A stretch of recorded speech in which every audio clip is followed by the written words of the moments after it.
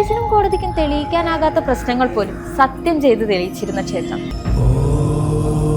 കുറ്റവാളി ആയിട്ടുള്ള ഒരാളാണെങ്കിൽ അയാളൊരു അസത്യവാദം അവിടെ നടത്തിയെങ്കിൽ അത് തീർച്ചയായിട്ടും അത് ഈ കര വിട്ട് പോകാൻ സാധിക്കില്ല. തിരുവനന്തപുരം ജില്ലയിലെ കരിക്കകം ശ്രീ ചാമുണ്ഡി ക്ഷേത്രം.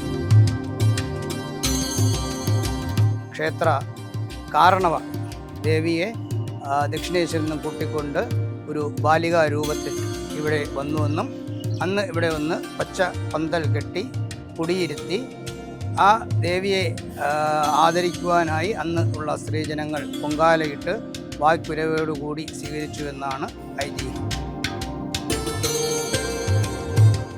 ബാലചാമുണ്ഡി നടക്കൽ കുട്ടികളില്ലാതിരുന്ന ഒരു കപ്പൽ, ഞാൻ 21 നടവർക്കാണ് അങ്ങനെ എന്തോ പറഞ്ഞിരുന്നവരോട്, അവരത് കഴിച്ചു, അവർക്ക് കുട്ടികളുണ്ടായി. ഈ പ്രാവശ്യം ആ കുഞ്ഞിനെ ഞാൻ തന്നെ എഴുത്തിനെഴുതാൻ എനിക്കൊരു ഭാഗ്യമുണ്ടായി ഇവിടെ വെച്ചത്. ഒരു കാര്യം നടത്താൻ വേണ്ടിയിട്ടാണ് ഇവിടെ വന്നത്. ആ കാര്യം നടന്നു, അമ്മ ഭംഗിയായിട്ട് നടത്തി തന്നു. എനിക്ക് അമ്മയെ നല്ല വിശ്വാസമാണ്.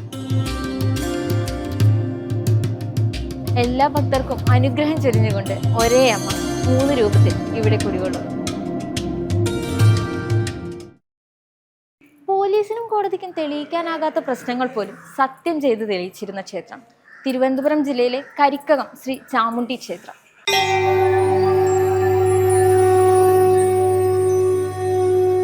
നട തുറക്കുമ്പോൾ ദേവിയുടെ മുൻപിൽ മനമുരുകി പ്രാർത്ഥിച്ചാൽ ആ ക്ഷണം തന്നെ അമ്മ അനുഗ്രഹിക്കുമെന്നാണ് ഇവിടുത്തെ ഭക്തരുടെ വിശ്വാസം.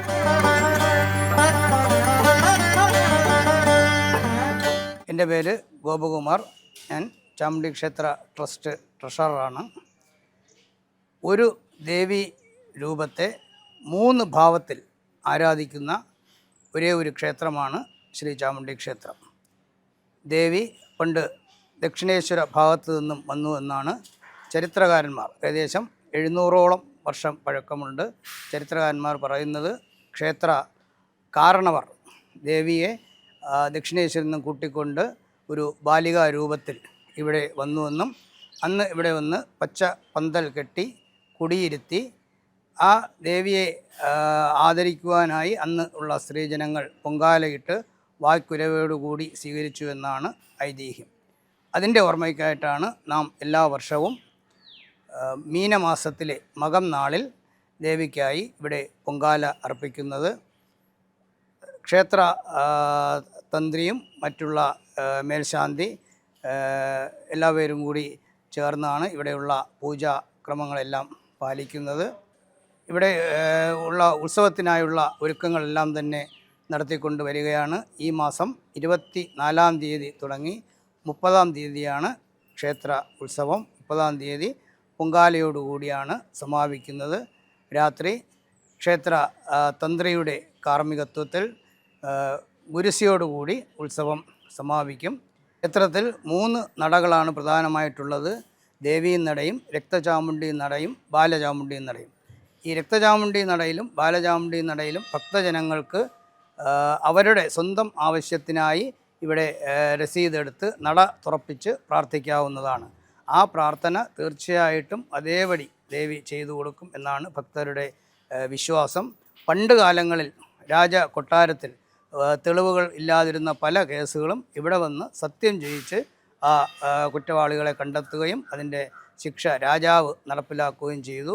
ഒരിക്കൽ കൊട്ടാരത്തിൽ നിന്ന് തന്നെ കളവ് പോയ ഒരു മാല, അത് ഇവിടെ വന്ന് കൊട്ടാരത്തിലുള്ള തമ്പുരാട്ടിമാർ വന്ന് നട തുറന്ന് പ്രാർത്ഥിക്കുകയും ആ മാല കിട്ടുകയും ചെയ്തു. അതിൻ്റെ സന്തോഷത്തിൽ രാജാവ് ഒരു വർഷത്തെ അന്നത്തെ അടക്കിക്കുട മഹോത്സവം ഇവിടെ നടത്തിയിട്ടുണ്ട്. ഇന്നും അതിൻ്റെ ഓർമ്മയ്ക്കായിട്ട് കൊട്ടാരത്തിൽ നിന്നും എല്ലാ ഉത്സവത്തിനും രാജാവിൻ്റെ പ്രതിനിധികൾ ഇവിടെ വരാറുണ്ട്. നട തുറപ്പ് ഇവിടെ വളരെ വലിയൊരു ചടങ്ങാണ്. ഭക്തജനങ്ങൾക്ക് വളരെ വിശ്വാസമാണ് ഈ നട തുറന്ന് പ്രാർത്ഥിച്ചാൽ അവരുടെ ഏത് അഭീഷ്ട കാര്യവും ദേവി നടത്തി കൊടുക്കുമെന്നുള്ളത്.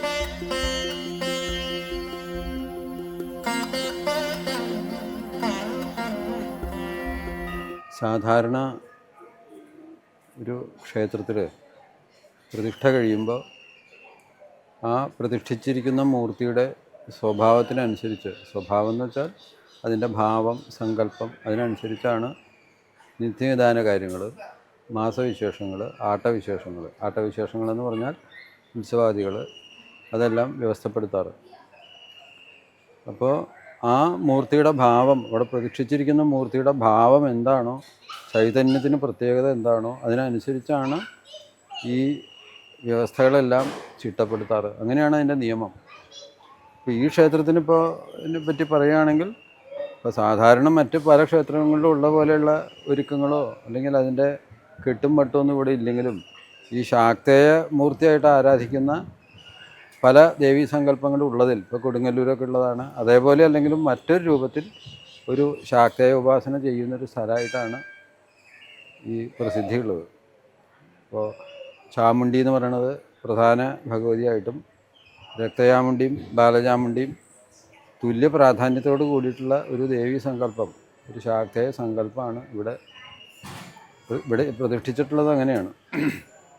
അതിനെല്ലാം നിത്യേന ഒരു തന്ത്രശാസ്ത്രം അനുവദിക്കുന്ന രീതിയിൽ അനുശാസിക്കുന്ന രീതിയിലുള്ള പൂജകളൊക്കെ നടന്നുകൊണ്ടിരിക്കുന്നുണ്ട്. പിന്നെ പ്രത്യേകതയുള്ളത് ഇവിടെയുള്ള ഈ രക്തചാമുണ്ടിക്കാണ്. രക്തചാമുണ്ടിയുടെ അവിടെയാണ് ഈ നമ്മളിപ്പോൾ മനുഷ്യർ ഈശ്വരനെ ഭജിക്കുമ്പോൾ കാര്യസാധ്യങ്ങൾക്ക് വേണ്ടി പലർക്കും പല കാര്യങ്ങളും സാധിക്കണമെന്നുണ്ടാവും. ഈ ദേവിയെ സങ്കല്പിക്കുന്നത് പ്രത്യേകിച്ച് പറയാറ് ഈ കുറ്റവിചാരണ ചെയ്യുമ്പോൾ അതിൻ്റെ ഒരു ഉറപ്പിന് വേണ്ടി ഈ രക്തചാമുണ്ടിയുടെ നടക്കൽ കൊണ്ടുവന്ന് നിർത്തി സത്യം ചെയ്യിപ്പിച്ചിരുന്നു എന്നാണ്. അപ്പോൾ ഒരു കുറ്റവാളി ആയിട്ടുള്ള ഒരാളാണെങ്കിൽ അയാളൊരു അസത്യവാദം അവിടെ നടത്തിയെങ്കിൽ അത് തീർച്ചയായിട്ടും അത് ഈ കര വിട്ട് പോകാൻ സാധിക്കില്ല. അതൊക്കെ ഇന്നും പണ്ടും അനുഭവമുള്ളതാണെന്നാണ് കേൾവി. ഈ നാട്ടുകാർക്കും ലോകർക്കും മുഴുവൻ അറിയാമെന്നുള്ളൊരു കാര്യമാണ്. അത് മറ്റു ക്ഷേത്രങ്ങളിൽ നിന്നും വ്യത്യാസമായിട്ട് ഇവിടെയുള്ളൊരു രീതിയാണ്. പിന്നെ ക്ഷേത്ര ചൈതന്യം നിലനിൽക്കാൻ സാധാരണ വിധിക്കാറ് നിത്യപൂജകൾ കൃത്യമായിട്ട് ചെയ്യണം, അന്നദാനങ്ങൾ ചെയ്യണം, പിന്നെ വേദാദികളായിട്ടുള്ള ഉപാസനകൾ ചെയ്യണം, വേദങ്ങളെ കൊണ്ടുള്ള ഉപാസനകൾ ചെയ്യണം. പിന്നെ മറ്റൊന്നുള്ളതാണ് ഉത്സവം. അപ്പോൾ ഇവിടെ ഇതെല്ലാം നടത്തുന്നുണ്ട്. ഈ ഉത്സവം എന്ന് പറയുമ്പോഴാണ് ഒരു പ്രത്യേകത പറയേണ്ടത്. ഉത്സവം വിധിക്കുന്നത് പലതരത്തിലാണ്. തന്ത്രശാസ്ത്രത്തിൽ അങ്ങനെയാണ്. ഈ ധ്വജാദി, ഭടഹാദി, അങ്കുരാദി എന്നൊക്കെ പറഞ്ഞാൽ അങ്ങനെ ഓരോ വിധികളുണ്ട്. ഇതൊന്നും അല്ലാതെ ഈ പൂരം പോലെ, പൂരം, താലപ്പൊലി എന്നൊക്കെ വടക്കൻ കേരളത്തിലൊക്കെ അങ്ങനെ പറയും. അതുപോലെ ആ ഒരു രീതിയിലുള്ളൊരു ഉത്സവ സങ്കല്പമാണ് ഇവിടെ ശരിക്ക് ഉള്ളത്. അതിലൊരു പ്രത്യേകതയുള്ളത്, ഒരു പ്രത്യേക ദിവസം മകം നക്ഷത്രം പ്രധാനമാണ് ഈ ദേവിക്ക് എന്നുള്ളതുകൊണ്ട് മീനമാസത്തിലെ മകത്തിൻ്റെ അന്ന് വ്രതശുദ്ധിയോടുകൂടി സ്ത്രീകൾക്ക് അവർ സ്വയം പാകം ചെയ്യുന്ന നിവേദ്യം ഭഗവതിക്ക് സ്വയം അർപ്പിക്കാൻ സാധിക്കും എന്നുള്ളൊരു പ്രത്യേകത. അത് മറ്റു പല ക്ഷേത്രങ്ങളും ഇല്ലാത്തതാണ്. ഇവിടെ സമീപത്തുള്ളത് ആറ്റുകാലിലാണ് അതുപോലെയുള്ളത്. അപ്പോൾ അതൊരു പ്രത്യേകതയാണ്. കാരണം ഞാനിവിടെ വന്നതിന് ശേഷം കണ്ടിട്ടുള്ളത് അന്നുള്ളതിൻ്റെ എത്രയോ ഇരട്ടി ജനങ്ങളാണ് ഈ സങ്കേതത്തിൽ വന്ന് ആ കാര്യം ചെയ്തു പോരുന്നു എന്നുള്ളത് വളരെ അത്ഭുതമായിട്ട് തോന്നാറുണ്ട്.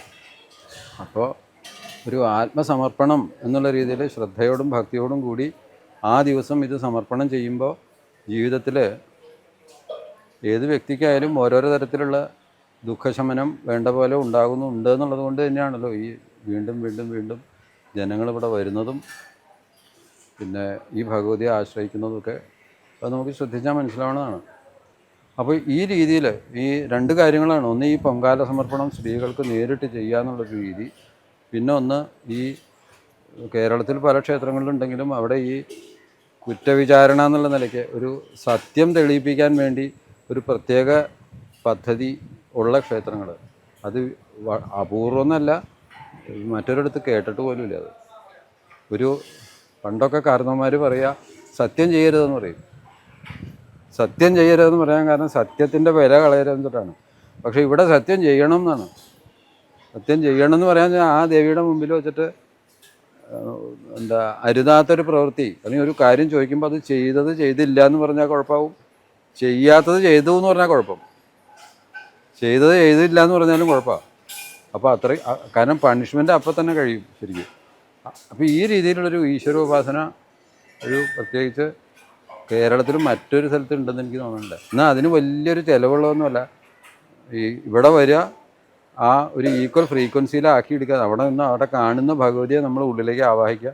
നമുക്ക് പറയാനുള്ള കാര്യം എന്താ വെച്ചാൽ പറയാം. ഇത്ര വളരെ സിമ്പിളായിട്ടുള്ളൊരു കാര്യമുള്ളൂ. പക്ഷേ അതിൻ്റെ ഫലം വളരെ വളരെ വളരെ എത്ര പോലും വിവരിക്കാൻ സാധിക്കാത്തതാണ്. കാരണം ഇവിടെ വരുന്ന സമയത്ത് ഓരോ ഭക്തരും ഇവിടെ ആശ്രയിച്ചിട്ട് അവർക്ക് കിട്ടിയിട്ടുള്ള ഗുണഫലങ്ങൾ വിസ്തരിക്കുമ്പോൾ നമുക്ക് തോന്നുകയാണ് ഇത്രയ്ക്ക് ശക്തിയുള്ളതാണോ.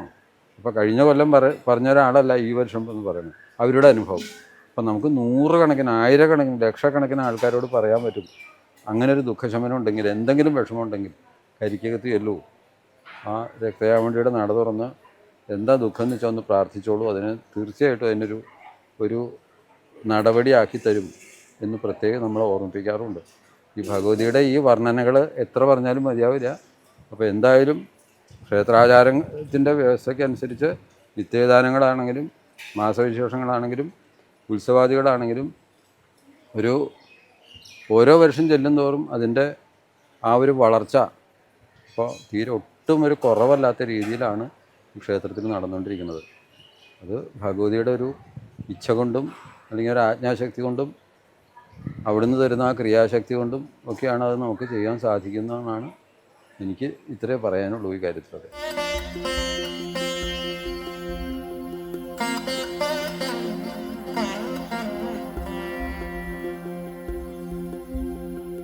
ഓം ശ്രീ ചാമുണ്ഡായ നമഃ. ഞാൻ നമ്മുടെ കരിക്കൻ ചാമുണ്ഡി ക്ഷേത്രത്തിലെ പബ്ലിസിറ്റി കൺവീനറാണ്. ഈ വർഷത്തെ ഉത്സവ മഹാമഹവുമായി ബന്ധപ്പെട്ടുള്ള എല്ലാ സജ്ജീകരണങ്ങളും ക്ഷേത്ര ട്രസ്റ്റ് പൂർത്തീകരിച്ചു. ധാരാളം ഭക്തജനങ്ങൾ പങ്കെടുക്കുന്ന പൊങ്കാല ഈ മാസം 30-ാം തീയതി വളരെ വിപുലമായ ചടങ്ങുകളോടുകൂടി നടത്തുന്നു. എല്ലാ ഭക്തജനങ്ങളെയും കരിക്കൻ ചാമുണ്ഡി ക്ഷേത്ര സന്നിധിയിലേക്ക് സ്വാഗതം ചെയ്യുന്നു.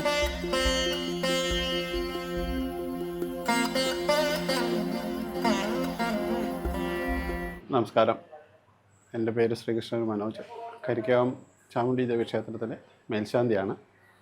കരിക്കകം ചാമുണ്ഡി ക്ഷേത്രത്തിനെ കുറിച്ച് പറയുമ്പോൾ ഒരു ദേവി സങ്കല്പത്തിനെ തന്നെ 3 രീതിയിൽ ആരാധിക്കുന്നു. ചാമുണ്ഡിയായും രക്തചാമുണ്ഡിയായും ബാലചാമുണ്ഡിയായും. രക്തചാമുണ്ഡി ബാലചാമുണ്ഡി നടകൾ സാധാരണ ഭക്തജനങ്ങൾക്ക് മറ്റമ്പലങ്ങളിലെ പോലെ എപ്പോഴും തുറന്നു വയ്ക്കാറില്ല. ആഗ്രഹ സഫലീകരണത്തിന് വേണ്ടി ഓരോരുത്തരും പിഴയടച്ച് നട തുറന്ന് പ്രാർത്ഥിക്കുകയാണ് ചെയ്യുന്നത്. കരിക്കകത്തിൻ്റെ ഏറ്റവും വലിയ പ്രത്യേകത ഈ നട തുറപ്പ് ഇതാണ്. നട തുറക്കുക എന്ന് പറഞ്ഞാൽ ഇപ്പോൾ രക്തചാമുണ്ഡി നടക്കൽ നട തുറക്കുന്നത് ശത്രുദോഷം, പിന്നെ ജോലി തടസ്സം ഇത്യാദി കാര്യങ്ങൾ, ഭൂമി സംബന്ധമായ കാര്യങ്ങളൊക്കെ നടക്കാൻ വേണ്ടിയാണ് രക്തചാമുണ്ഡി നട തുറന്ന് പ്രാർത്ഥിക്കുന്നത്. ബാലചാമുണ്ഡി നട തുറക്കുന്നത് കുട്ടികളുണ്ടാവാൻ, കല്യാണം നടക്കാൻ വേണ്ടി, പിന്നെ കുട്ടികളുടെ വിദ്യാഭ്യാസത്തിന് വേണ്ടി ഇത്യാദി കാര്യങ്ങൾക്കാണ്. ഇതാണ് ഇവിടുത്തെ ഏറ്റവും വലിയ പ്രത്യേകത, നട തുറപ്പ്. ദേവിയുടെ ഇഷ്ട വഴിപാട് നട തുറപ്പ് കൂടാതെ കടുംബായസം, പിന്നെ 3 നേരത്തെ പൂജ, ദേവസ്തമന പൂജ, നടപൂജ ഇത്യാദികളാണ് ഇവിടെ ആചരിച്ചു വരുന്നത്. എൻ്റെ ഒരു പ്രത്യേക അനുഭവം പറയുകയാണെങ്കിൽ, ബാലചാമുണ്ഡി നടക്കൽ കുട്ടികളില്ലാതിരുന്ന ഒരു കപ്പിൾ, ഒരു ഫാമിലി, അവർ വന്ന് നട തുറന്ന്, ഞാൻ മുമ്പ് ഇവിടെ മേശാന്തി ആയിരുന്നപ്പോഴായിരുന്നു ഈ നട തുറപ്പ് നടത്തി. ബാലചാമുണ്ഡി നടക്കൽ ഞാൻ 21 നട തുറക്കാണ് അങ്ങനെ എന്തോ പറഞ്ഞിരുന്നവരോട്. അവരത് കഴിച്ചു, അവർക്ക് കുട്ടികളുണ്ടായി. ഈ പ്രാവശ്യം ആ കുഞ്ഞിനെ ഞാൻ തന്നെ എഴുത്തിനിരുത്താൻ എനിക്കൊരു ഭാഗ്യമുണ്ടായി ഇവിടെ വെച്ച്. അതൊരു വല്ലാത്ത ഭഗവതിയുടെ അനുഗ്രഹമായിട്ട് ഞാൻ കണക്കാക്കുന്നു.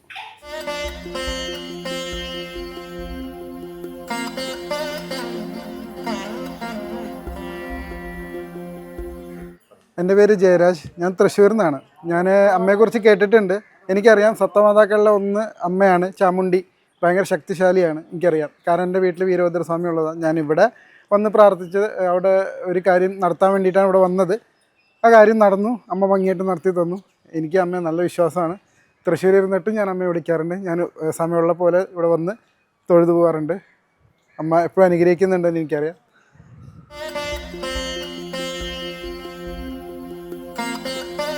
ശത്രുദോഷം മുതൽ ജോലി സംബന്ധമായ തടസ്സങ്ങൾക്കും മംഗല്യ തടസ്സത്തിനും രോഗദുരിതത്തിനും എല്ലാം അമ്മ അറുതി വരുത്താറുണ്ട്. അറിഞ്ഞോ അറിയാതെയോ ചെയ്ത തെറ്റുകൾ ഏറ്റുപറഞ്ഞ് പിഴയടച്ച് സത്യം ചെയ്തു പ്രാർത്ഥിക്കുവാൻ നിരവധി ഭക്തരാണ് ഓരോ ദിവസവും ഇവിടെ എത്തുന്നത്. ഓരോ ഭക്തരുടെയും സങ്കടങ്ങൾ നിമിഷാർത്ഥം കൊണ്ട് പരിഹരിച്ച് എല്ലാ ഭക്തർക്കും അനുഗ്രഹം ചൊരിഞ്ഞുകൊണ്ട് ഒരേ അമ്മ 3 രൂപത്തിൽ ഇവിടെ കുടികൊള്ളുന്നു.